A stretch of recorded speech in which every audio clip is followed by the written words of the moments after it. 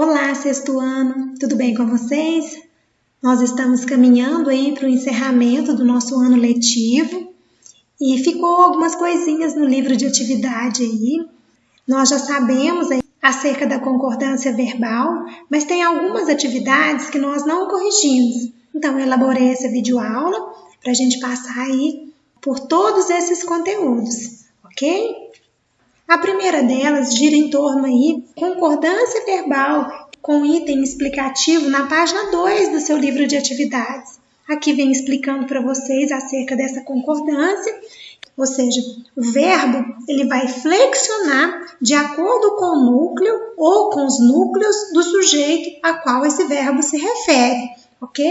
Aqui nós temos o sujeito simples. A regra geral da concordância define que o verbo deve concordar com o núcleo em número e pessoa. Ou seja, se eu tenho um sujeito simples e ele está no singular na terceira pessoa, o verbo obviamente vai fazer a concordância no singular e em terceira pessoa. Se tiver no plural, em primeira pessoa, o verbo vai concordar no plural em primeira pessoa. Vimos também as expressões partitivas, né? Quando tem parte de, maior parte de, a maioria de, uma porção de, e tem essas especificidades aqui.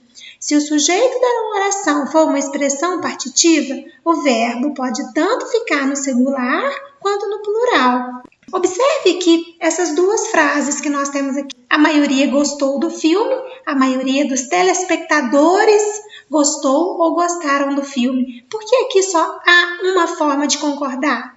Porque eu tenho apenas expressão partitiva e ela está no singular, então o verbo no singular. Já nesta frase aqui, além da expressão partitiva, eu tenho aqui também o termo especificador.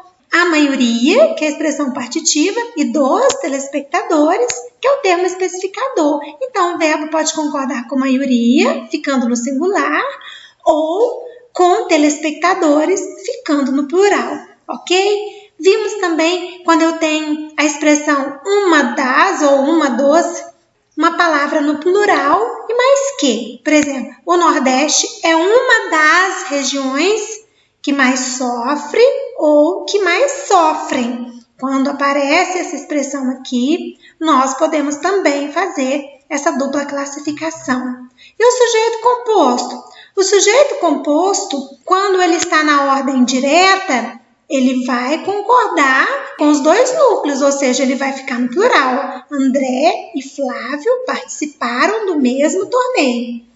Se eu mudar a ordem e o sujeito aparecer na frase aí invertido, aí eu vou ter duas maneiras também de fazer a concordância.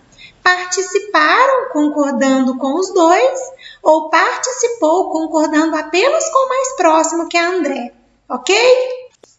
Baseado nessa compreensão aí da concordância verbal, nós temos aqui na página 6 do livro de atividades a questão número 9, que você vai assinalar a alternativa que completa corretamente as lacunas do texto a seguir. Eu tenho um texto aqui, o que você vai observar nesse texto? Qual é o sujeito dos verbos que estão entre parênteses aqui? Olha, a substituição do uso de animais como cobaias no ensino e na experimentação científica, aqui o núcleo é substituição. Então, esse verbo tem outra forma de flexionar? Não tem. Ele vai flexionar com a palavrinha substituição. Então, você já sabe o que você vai colocar aqui, ok? Entendeu a questão aqui direitinho? Então, as demais você vai marcar aí também, atentando para qual é o sujeito que se refere esse verbo. Vamos aqui, aí depois quando vocês encontrarem, vocês vêm aqui e marquem a opção correta, tá bom? Agora a questão número 10. As orações a seguir foram extraídas do texto lido. Marque a alternativa que contém os núcleos do sujeito de cada uma delas.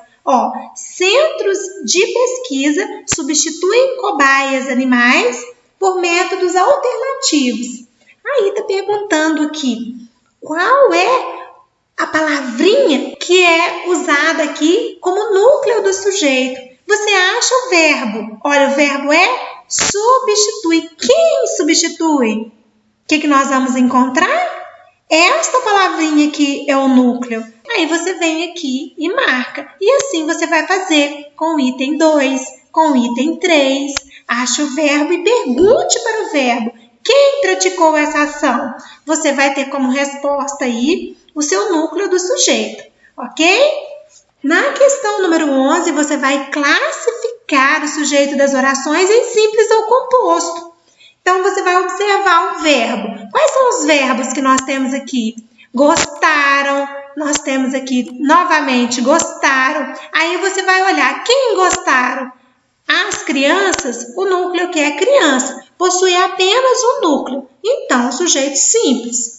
E na sequência aqui, o mesmo verbo no plural, só que se referindo agora a dois núcleos, menina e avó, sujeito composto. E assim você vai observar. Não importa se ele está no plural, não significa que o sujeito vai ser composto pelo fato de ele estar no plural. Não é isso. Ele vai ser composto se ele tiver mais de um núcleo, ok? Aí você vem e faça a questão número 11. Já na questão 12, você vai marcar aí a ou as alternativas corretas que apresentam um sujeito composto. Você faz a leitura direitinho. Olha, a plateia, formada por homens e mulheres, aplaudiu um cantor. Esse formada por homens ou mulheres aí é apenas uma explicação do núcleo plateia. Olha como o verbo está no singular, tá vendo? Referindo-se a apenas um núcleo. Então aí não tem sujeito composto. Agora, olha o verbo, aplaudiram. Quem aplaudiu? Homens e mulheres. Sujeito, portanto, composto. É assim que você vai observar. Existe mais uma frase que também possui sujeito composto.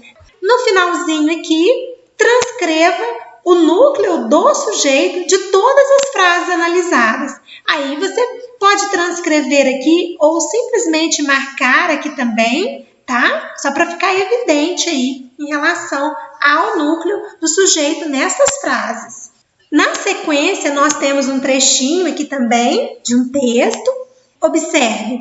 Estímulos, respeito e amor são ingredientes indispensáveis para que possamos vislumbrar um futuro digno para nossos filhos. E a esclarecedora reportagem é um alento. Quanto mais pessoas souberem o que é TEA, ou transtorno do espectro autista, mais chance teremos de preparar o mundo para incluir seus portadores. Por que o leitor considera a reportagem um alento? O que quer dizer alento? Observe aí, tem uma maneira interessante de você responder essa questão, é sabendo a etimologia da palavra alento. A opinião do leitor a respeito da reportagem é positiva ou é negativa? Para as pessoas souber o que é esse transtorno do espectro autista, é muito importante. E a reportagem foi esclarecedora, foi um alento. Mais uma vez, é muito interessante que você saiba o que vem a ser alento. Não deixe de pesquisar. Então, é claro que foi positiva. E como que foi positiva? Eu estou falando que esclareceu mais sobre um assunto tão interessante, né? Que quanto mais pessoas souberem o que vem a ser esse assunto, mais vai haver aí inclusão. Identifique o núcleo do sujeito das frases a seguir. Mais uma vez, você vai observar o verbo. Olha, o verbo aqui é são. Quem são os ingredientes indispensáveis? Você vai observar que o núcleo são estímulos, respeito e amor. Acha o verbo e pergunta: todos querem um futuro digno para os filhos? O verbo é querem. Quem quer? Qual a resposta que eu tenho? Todos. É assim que eu acho o núcleo do meu sujeito, ok? Faça bonitinho, com bastante atenção, que essa matéria é muito importante. O ano que vem vocês vão fazer uso dela constantemente no 7º ano. Assinale V para as alternativas verdadeiras e F para a falsa. Olha, os amigos de meus pais virão jantar conosco amanhã. O sujeito é composto? Olha, o verbo é virão.